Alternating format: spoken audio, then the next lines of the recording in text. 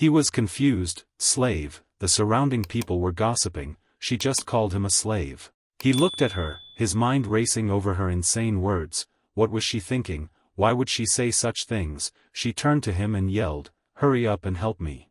Idea, with a serious expression, ordered two subordinates to approach. Seeing this, she fearfully took a step back and screamed. Seeing the scene before him, he suddenly realized she had no defensive abilities. Wait, can she not enhance herself? But that thought quickly passed. No, that can't be right, maybe she has a special reason. Meanwhile, she was still struggling against the attacks, helplessly calling out to him, "Help me." A different source of energy caught his attention. He turned to look. Before him appeared a scene of a girl healing a boy's wounds. The boy said, "Thank you very much." The girl replied, "You're welcome, I'm glad you're not seriously injured." He was surprised by this new power. Healing magic, but that's a power only humans can use.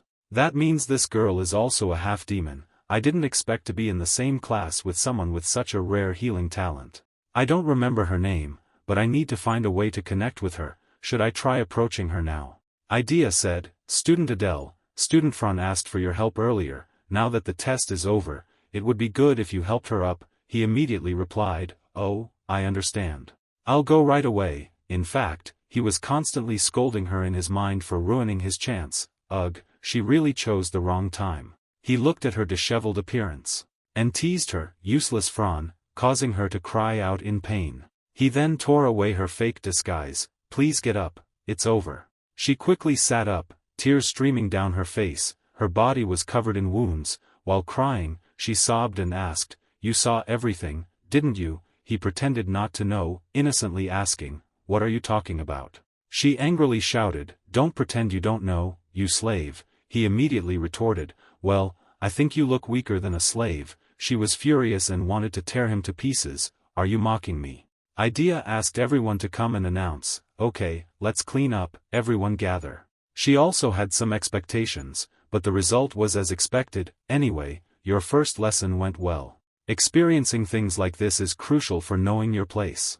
"The mistakes I made," Samuel gritted his teeth, his brows furrowed in anger. "Tsk. Her voice, her limits, knowing these things allows you to support each other and coordinate perfectly in battle." As he listened to her explanation, he thought, in the Human Royal Academy, students are classified by ability, but here in Saitan, class placement is random, so coordination is key. The teacher's idea was probably to emphasize this.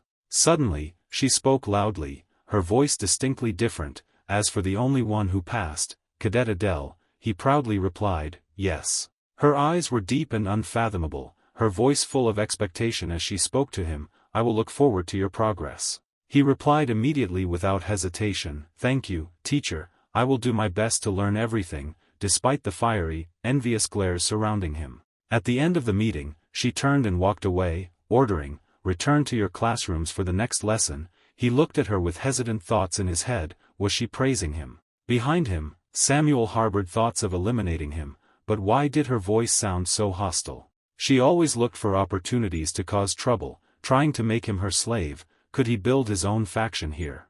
The clock struck 10 o'clock. After the teacher's lesson, the remaining classes proceeded in order. A teacher in a neat uniform stood in the classroom and spoke loudly, "It's a pleasure to meet you all. I am the teacher in charge of theoretical education.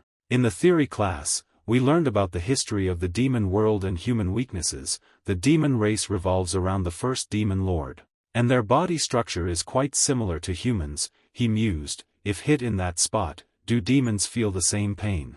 The teacher announced loudly to the class, "Next, we will have a test on today's material. If you don't want to retake it, remember to memorize everything." He closed his book, tiredly slumped onto the desk. "Oh my God, it's just like when I was in school.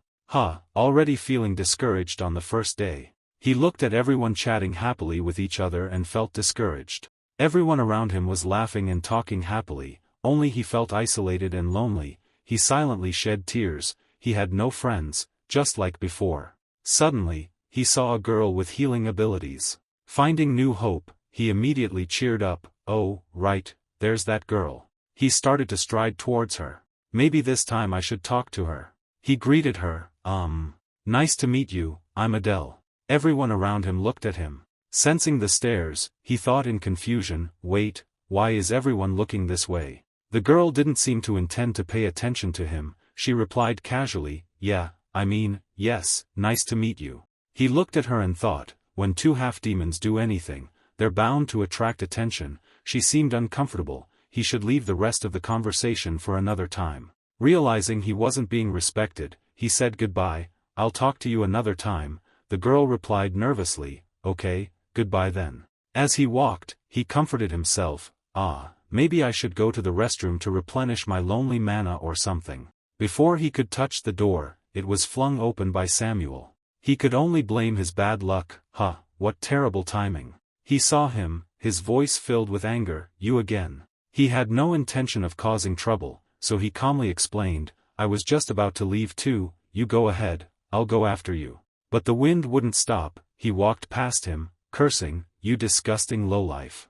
He couldn't ignore such humiliation. And retorted, your family must be wonderful, a simple question, yet it angered him. He turned back to look at him, unleashing his power, and asked in a harsh voice, what did you say? He wasn't afraid of his anger, and continued, to create talking trash like you. More insults spewed from his mouth, you filthy, petty thing. He gritted his teeth, wanting to devour him, his roar like something from hell, I'll tear you to shreds. His eyes showed a deadly glint, a cruel plan forming. Unlike Baltan, this guy showed pure hatred and hostility. If this guy was going to obstruct his plan, it was best to eliminate him now. Both sides' power surged, ready for a fight to the death, looking at his spiky hand. A crazy thought flashed in his mind, if I use magic, no one would mind if I blew off one of his arms. Suddenly, a teacher appeared and said, stop it. Class is about to start, both of you, get back to your seats. It was like a bucket of cold water extinguishing the burning fire of the two people. Both he and the boy were surprised by the teacher's appearance. When did he come here?